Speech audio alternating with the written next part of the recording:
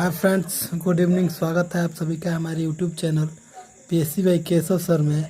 आज हम लोग पढ़ेंगे class 10th physics chapter number 4 का पार्ट नंबर 2 के बारे में, जिसमें हम विभवांतर के बारे में क्या करेंगे, चर्चा करेंगे। कह रहा है विभवांतर क्या होता है, तो चलिए वीडियो को स्टार्ट करते हैं। कह रहा है कि इकाई धन आवेश को विद्युत क्षेत्र के किसी एक बिंदु से दूसरे बिंदु तक ले जाने में किए गए कार्य की मात्रा को विभवांतर कहते हैं। क्या होता है, तो इकाई धन आवेश को विद्युत क्षेत्र की किसी एक बिंदु से दूसरे बिंदु तक ले जाने में किए गए कार्य की मात्रा को क्या कहते हैं, तो विभवांतर कहते हैं। क्या कहते हैं, विभवांतर। ठीक ना। विभवांतर बराबर होता है विभवांतर भी बराबर होता है W/Q, जहाँ W क्या होता है, हमारा कार्य होता है, और Q क्या होता है, आवेश। विभवांतर को किस में मापते हैं हम, तो वोल्ट में मापते हैं। ठीक ना। या V बराबर होता है, W बराबर हो जाएगा Q इंटू V। W को किस में मापते हैं, जूल में। देखिए जब W को यहाँ पे पक्षांतर करेंगे तो ये भी आ जाएगा Q के साथ, तो इसलिए हो जाएगा W बराबर Q इंटू V। नोट में कह रहा है कि दो विभवों के बीच के अंतर को भी हम विभवांतर कहते हैं। सिंपल में याद करना हो तो बोलेंगे कि दो विभवों के बीच के अंतर को क्या कहते हैं, विभवांतर कहते हैं। अगला टॉपिक है आपका कि एक वोल्ट क्या होता है। एक वोल्ट क्या होता है, तो कह रहा है कि एक कूलाम आवेश को एक बिंदु से दूसरे बिंदु तक ले जाने में यदि किया गया कार्य 1 जूल हो। एक कूलाम आवेश को एक बिंदु से दूसरे बिंदु तक ले जाने में यदि किया गया कार्य 1 जूल हो, तो उन दो बिंदुओं के बीच का विभवांतर क्या होता है, 1 वोल्ट होता है। क्या होता है, 1 वोल्ट होता है। अर्थात 1 वोल्ट बराबर 1 जूल प्रति कूलाम, या 1 जूल प्रति 1 कूलाम। आगे कह रहा है आपका कि विभवांतर को वोल्ट मीटर में मापा जाता है। विभवांतर को किस में मापते हैं, तो विभवांतर को हम वोल्ट मीटर में मापते हैं। उसके बाद आपका अगला टॉपिक है अमीटर। क्या है, अमीटर के बारे में हम चर्चा करेंगे। देखिए अमीटर क्या होता है। कह रहा कि अमीटर ऐसा विद्युतीय यंत्र है जिसके द्वारा विद्युत परिपथ में प्रवाहित होने वाली धारा को मापा जाता है। ऐसा विद्युतीय यंत्र जिसके द्वारा विद्युत परिपथ में प्रवाहित होने वाली धारा को मापा जाता है, अमीटर कहलाता है। क्या कहलाता है, अमीटर कहलाता है। उसके बाद आपका है अगला वोल्ट मीटर। क्या है, वोल्ट मीटर। तो कह रहा है कि जिस यंत्र के द्वारा किसी विद्युत परिपथ में किन्हीं दो बिंदुओं के बीच विभवांतर को मापा जाता है, वह के यंत्र क्या होता है, तो वह यंत्र वोल्ट मीटर कहलाता है।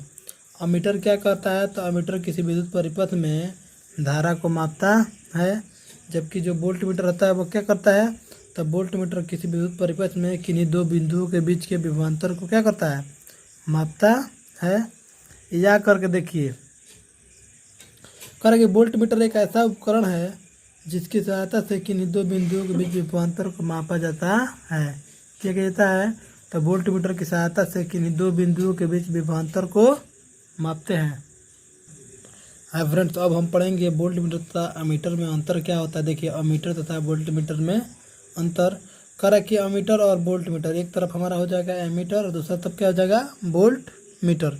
तो कह रहा है कि अमीटर यह परिपथ में विद्युत धारा की माप करता है। अमीटर क्या करता है, पहला आपका डिफरेंस होगा कि अमीटर जो होता है वो परिपथ में, किसी भी विद्युत परिपथ में किसकी माप करता है, तो विद्युत धारा की माप करता है। जबकि जो वोल्ट मीटर होता है यह परिपथ में क्या करता है, विभवांतर को मापता है या विभवांतर की माप करता है। दूसरा आपका डिफरेंस होगा क्या, तो यह परिपथ में श्रेणी क्रम में जोड़ा जाता है। जो अमीटर होता है इसको परिपथ में कैसे जोड़ते हैं, तो इसको हम किसी भी परिपथ में, किसी विद्युत परिपथ में अमीटर को श्रेणी क्रम में जोड़ा जाता है। जबकि जो वोल्ट मीटर होता है यह परिपथ में समांतर क्रम में जोड़ा जाता है। अगला क्या है आपका, तो अगला देखिए, इसमें कह रहा है कि यह एम्पियर में मापा जाता है। जो एमीटर होगा उसको किस में मापेंगे, एम्पियर में मापेंगे। एमीटर जब मापते हैं हम विद्युत धारा को तो उसको किस में मापते हैं, एम्पियर में। लेकिन वोल्ट मीटर के द्वारा जब विभवांतर को मापते हैं तो विभवांतर किस में मापा जाता है, तो विभवांतर को हम लोग वोल्ट में मापते हैं। अगला आपका टॉपिक है सेल। क्या है, सेल क्या होता है। देखिए कह रहा है कि सेल एक ऐसी युक्ति है जो अपने अंदर हो रहे रासायनिक अभिक्रियाओं द्वारा सेल के दोनों इलेक्ट्रोडों के बीच विभवांतर बनाए रखती है। सेल क्या होता है? तो सेल एक ऐसी युक्ति है जो अपने अंदर हो रहे रासायनिक अभिक्रियाओं के द्वारा सेल के दोनों इलेक्ट्रोडों के बीच विभवांतर रखती है, जिसके कारण सेल से हमको विद्युत धारा प्राप्त होती है। उसके बाद है आपका बैटरी, ठीक ना। देखिए हम पढ़ेंगे बैटरी के बारे में। तो कह रहा है कि जब दो या दो से अधिक सेलों को एक साथ जोड़ते हैं तो इस व्यवस्था को हम बैटरी कहते हैं। क्या कहते हैं? जब दो या दो से अधिक सेलों को जब एक साथ जोड़ दिया जाएगा तो इस व्यवस्था को क्या बोलेंगे? तो इस व्यवस्था को बैटरी कहते हैं। आपका अगला है, देखिए नोट में क्या है? कह रहा है विद्युत धारा का अस्थायी मात्रक एम्पियर होता है। विद्युत धारा का अस्थायी मात्रक क्या होता है? एम्पियर होता है, और इसे एमीटर में मापा जाता है। और विद्युत धारा क्या है? एक अदिश राशि है। अदिश और सदिश दो चीज़ें होती है। तो अदिश देखिए किसे कहते हैं? अदिश वह होता है जिसमें केवल परिमाण होता है। क्या होता है? परिमाण होता है। और सदिश वो होता है जिसमें परिमाण तथा दिशा दोनों होता है। एक इलेक्ट्रॉन पे आवेश कितना होता है?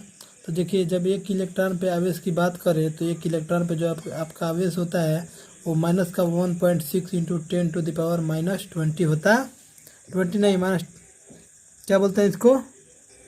क्या होता है आपका? तो कह रहा है कि -1.6 इंटू 10⁻⁻19 होता है, ठीक ना। यानी कि 1.6 × 10⁻⁻19 कूलाम एक इलेक्ट्रॉन पे आवेश होता है, ठीक ना। एक इलेक्ट्रॉन पे आवेश कितना होता है?